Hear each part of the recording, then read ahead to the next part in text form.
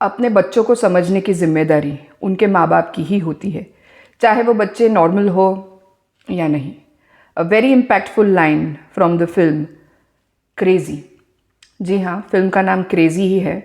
इसलिए बता रही हूँ क्योंकि अगर किन्हीं लोगों को क्रेज़ी में जो Z और Y के बीच में X दिखाई दे रहा है, उसकी वजह से कोई कन्फ्यूजन रहा हो, तो हिंदी में तो नाम क्रेज़ी ही लिख करके आया है, तो फिल्म का नाम क्रेज़ी ही है। ये कहानी है एक GI surgeon doctor Abhimanyu Sood, played by Soham Shah, who is famous for his movie Tumbbad.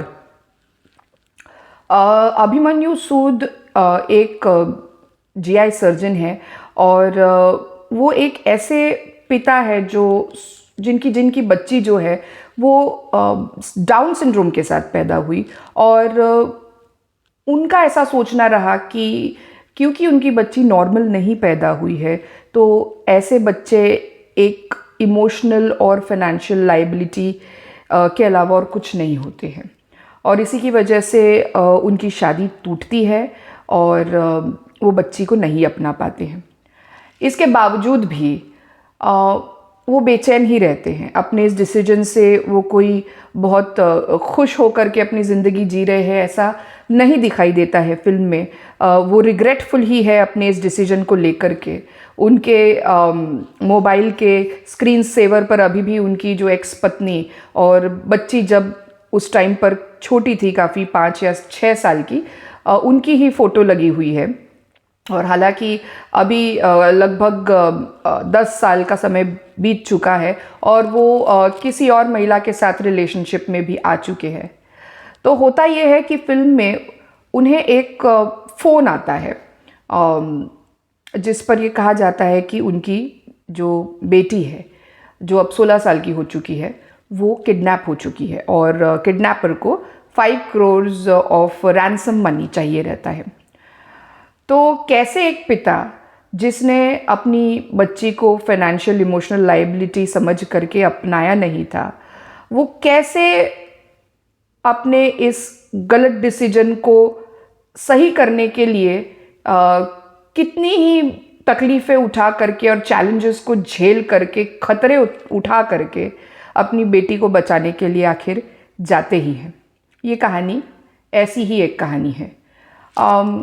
इस फिल्म की ख़ास बात यह है, लगभग 90 मिनट का रन है, 1.5 घंटे का रन है। इस 1.5 घंटे के रन में मूवी में 10 बहुत ही गज़ब के गाने बज रहे हैं।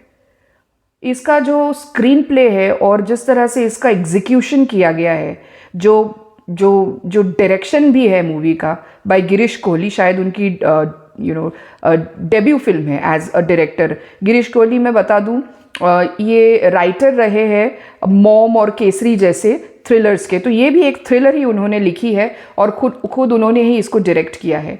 तो ये 90 मिनट के रन में गिरीश कोहली ने लगभग 10 गाने ऐसे रखे हैं मूवी में जो आपके होश उड़ा देंगे। इतनी सुंदरता से इन गानों को प्लेस किया गया है।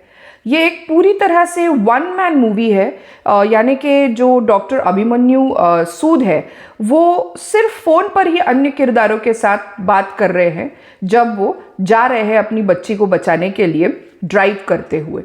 और किस तरह से ये एक फादर, यानी कि मैं कहूँ तो जो मुझे फील हुआ कि एक इंसान जो कभी गलत सोचा, उसने कुछ गलत डिसीजंस लिए, बट जब उसमें ऐसा परिवर्तन आने लगता है, उसको ऐसे लगता है कि उसे अब उसकी गलतियां सुधार लेनी चाहिए और उसको सुधारने के लिए जब वो इतने एफर्ट्स करने लगता है भले ही लेट, तो ऐसा कभी ऑडियंसेस को लगने लगता है कि कहीं अब टाइम जो है वो हाथ से रेत की तरह फिसल ना जाए, तो कहीं हमें मतलब ये पिता जो है कहीं लेट ना हो जाए बच्ची को बचाने के लिए।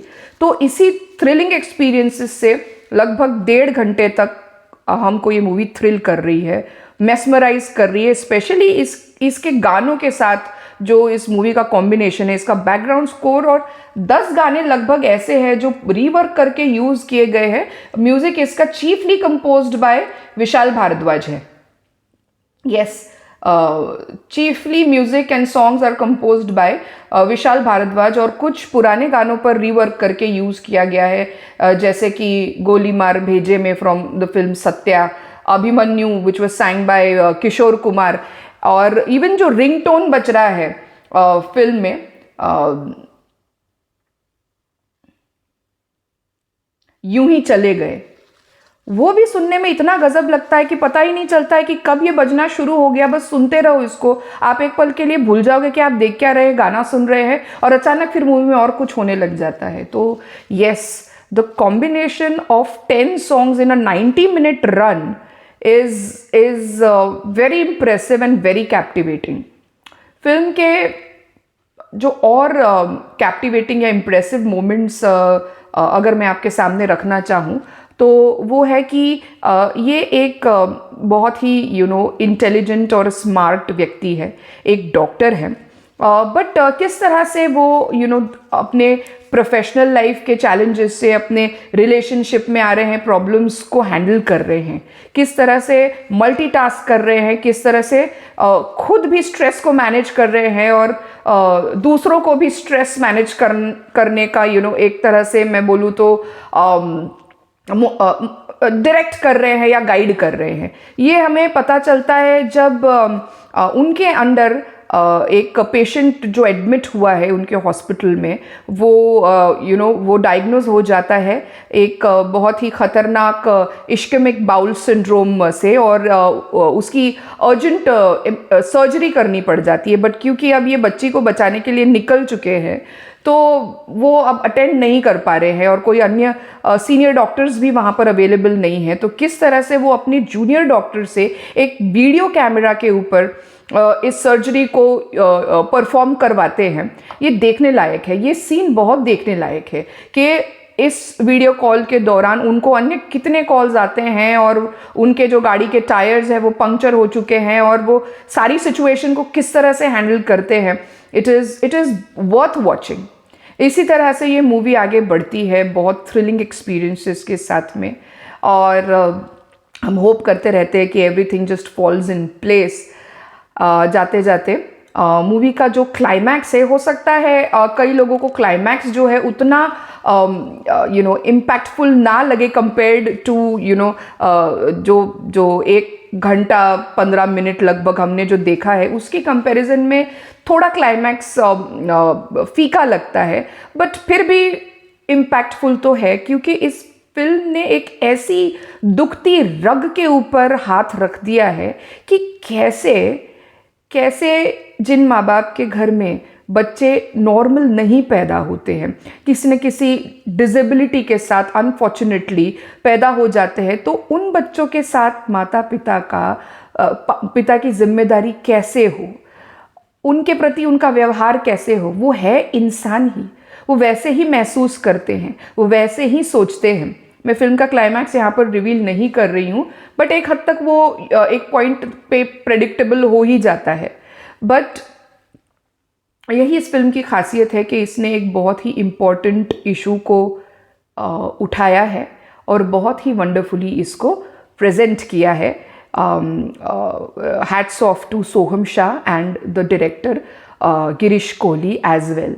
सो guys, this is my take on the movie Crazy. मुझे बताइए आपको ये फिल्म कैसी लगी जब आपने इसको देखा तो, और how do you relate with the movie. If you liked my narration, do like, share and subscribe. See you in the next video.